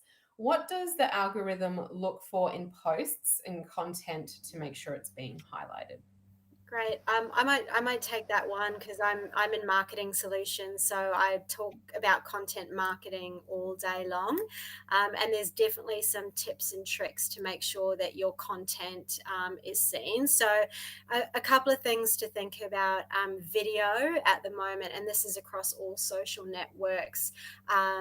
Typically gets a lot more views and engagement. So if you can share any insights or research or anything via video, I would definitely recommend that. If you saw Rob's graph before around connections and third degree connections, when you tag people in your posts, so if you're sharing a post from your company or personally, when you tag people that might be relevant or might be interested in that post, your post then goes out to more and more and more people. So think about who is relevant, who's the right person to include in a post, and then also think about using hashtags. One thing I think is the most important thing is when you're posting on LinkedIn, think about what value are you going to bring to the member. So LinkedIn's algorithms favor content that is going to help the member. So always think about, how is this piece of content going to help someone else? What lesson or what's something that I can share? And that's when the algorithm will help surface your post. I'm not sure if you have anything to add, Rob. Just finding the unmute button first. No, that's spot on. And it goes exactly back to what we mentioned before on also the importance of having your profile completely updated as well, because if you want a really good news feed that resonates with content that you're interested in, the system needs to understand what industry you work in, what groups you're following, who you're connected with. So it actually could give you the type of content that you want to see on a daily basis. So yes, it's all algorithm based. And going back to what you mentioned, when you're thinking about this content, think about what your audience will engage with. And that's typically what's going to sit at the top of the news feed for the people you're trying to target. Great. Thank you so much, Ari and Rob. That was a really valuable insight that you offered us just there. Now, next question is from the wonderful Zoe McCarthy, who is a student advisor down on our New South Wales team. She's asked, is it okay to connect and follow people you haven't met before on LinkedIn, or should I only do this with people I've met and not their network? That's a great question, and absolutely go for it. And I think you always want to lead with a reason to reach out, right? I think we've all maybe got those connections when there wasn't really a purpose, and maybe you decline those or not, where it's like, I just want to connect to you because, you know, I want to be your connection. And I'm like, okay, well, why do you want to meet, or why do you want to actually connect with me? So thinking as a hiring manager, you know, I'm always hiring for new tech sales leads, and, you know, I got quite a few in-mails, and I have a lot of people that send me really great messages to connect with me.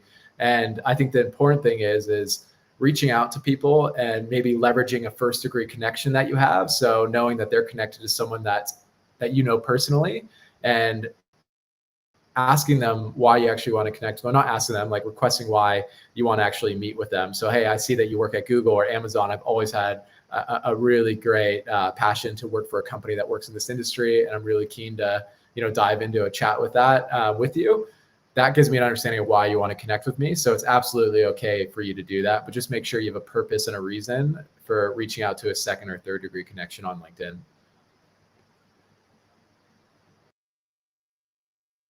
Great advice. So our next question is from Jody Hickson. She says, does LinkedIn Learning give you extra credit, and how can the certificates help? you want to take that one, Ari? I'm happy to if you want me to. Oh, I think you're on me. I'll take it. So LinkedIn Learning is actually some of the software that we actually sell out to a lot of the partners that we have across here, Australia, New Zealand.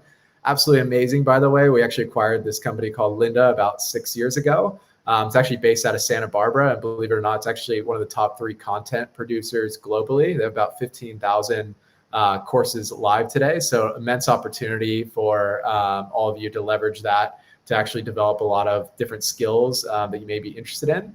And it looks like a Hollywood facility. It's so cool in the middle of like this beach town in Santa Barbara, but I'm going to go back to the actual question now.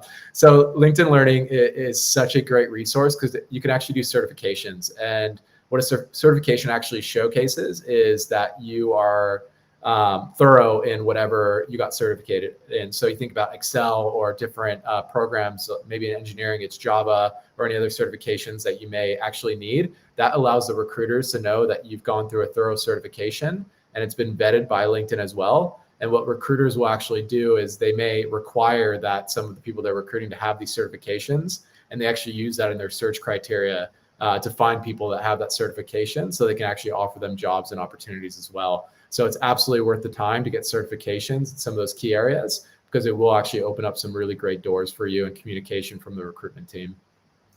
Yeah, I would just add to that as well. There's some really exciting things going on at LinkedIn at the moment. So the University of South Australia, we're working on our first beta with them with LinkedIn Learning. So moving forward in the future, you will actually be able to get some potential course credits by doing LinkedIn Learning as well. So we're in the very early stages of testing that out with one university and a whole host of global universities as well. So there's some really exciting things going on with accreditation and LinkedIn Learning as well. That course credits sounds very interesting. It'll be really cool to see how that goes. I know a lot of our students would be interested in something like that. Another question has come through from Cara McGoldrick, another brilliant advisor down in our New South Wales team. And Cara has asked, is it appropriate to add some personal hobbies or interests to your LinkedIn profile that are unrelated to work, but it says a lot about your personality? Absolutely. Yeah, I highly encourage talking about what you're interested on the what you're interested in on the platform, any hobbies that you have as well. I think it's really nice when recruiters can get an understanding or a feel for what you're interested in too, like including, like whether you're painting or you're part of some sports teams or whatever that is. So one of the things that I've included on my profile, if you go and have a look at this, is a committee that I worked on. So for LinkedIn, I worked on a women's committee, and it wasn't part of my day job, but it's a really great way for people to see what else I'm interested in. So I'm very much interested in helping women in their careers, so recruiters can see what else I've done. So absolutely. Rob, would you add anything there? Yeah, I love that. And I love when people actually do that as a hiring manager going back. And that goes back to the title that we talked about on building out your profile. Like some of my favorite titles, you'll see people say like dog dad or super mom of 2. And I just love like making it like really humanize it, right? I think we're all working from home and seeing LinkedIn profiles that are really fun, that kind of mix your personal life with your professional, obviously keeping it on the professional side, but getting an idea of who you are and what is really important to you, right? Because our families and our friends, and there's so much important things in our life. And you think about the world we're moving to, we really want a good work-life balance. So I want to employ people that, I get a good feeling of who they are and someone I could resonate and relate with as well. So yes, leverage that title. You see some really funny ones and fun ones on LinkedIn as well. So do a little bit of research and I think you'll get some great ideas. Very cool. Robin, Ari, could I ask what's your title? What's a title you've had on your LinkedIn profile before? Ari, you want to go first or do you want me to go? I'm looking at LinkedIn furiously like, what have I said? I think mine's all around. My title is helping marketers drive business on the LinkedIn platform. So when I think about my title, I just want people to understand exactly, what I do. So if marketers are looking for someone at LinkedIn, they know that I might be the right person to help them. Rob, what's yours? Yeah, so it recently changed. It used to be Proud Dog Dad because I recently got an English Bulldog, so that's changed over. But now he's all loud. You know, dogs when they get to 6 months, they're always a bit of a pain. But so I've had some really fun ones that really change on like what my vision and values are going on. So there's time where I've been helping people social selling or just helping recruiters trying to transform their careers. So you could have titles of transforming recruiters into like the next superstar or stuff like that. It's not like what my job title is, but it's a sentence maybe on what I'm currently doing and what I'm really passionate about as well. So you'll see some really fun ones on there. I've seen some sales reps say that they're the LeBron James of selling software. You just see some funny things that are just on LinkedIn. But yeah, get creative. Mine changes literally monthly. So yeah, just some different ideas for you.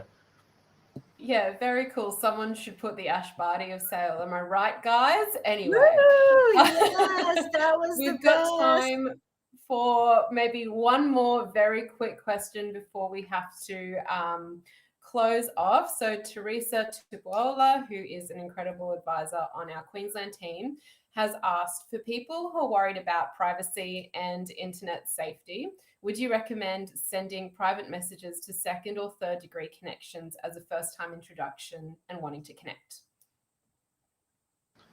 Yeah, that's a great question. And yes, I'll always recommend private one-on-one messages when you're connecting. So when you actually connect with someone on LinkedIn, it'll actually give you a message box on the reason to actually connect.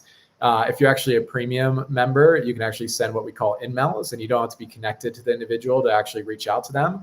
A lot of people use the premium account for their job hunting and other opportunities as well. But I always recommend maybe a personal private message because I have seen sometimes people putting up, tags or on their wall as well, and it just doesn't really resonate, especially if they're not able to meet with you. The direct message maybe is the best way forward, and then if you build that connection, you can start leveraging more of that social networking approach on LinkedIn, where you're tagging and engaging on the more public eye view of LinkedIn. Fantastic. Well, thank you so much, Rob and Ari, for taking that time to share some of your answers to the burning questions in the CT community. And thank you so much for your time today and for being so generous with your knowledge. And I'm sure we're all going to be on our LinkedIn profiles this afternoon, absolutely jazzing them up. So thank you so much. I'm now going to hand over to Keely Hughes, who is one of my wonderful students. She's been with the CT community for almost 4 years now, and she's currently interning with Westpac on their risk team. And she would just like to say a couple of words of thanks on behalf of our audience. Take it away, Keely. Yes, thank you, Luna. So as Luna mentioned, my name's Keely Hughes, and I'm a proud Turrbal and Yagara woman. Thank you so much, Rob, for sharing the insights that 9 out of 10 employers use LinkedIn.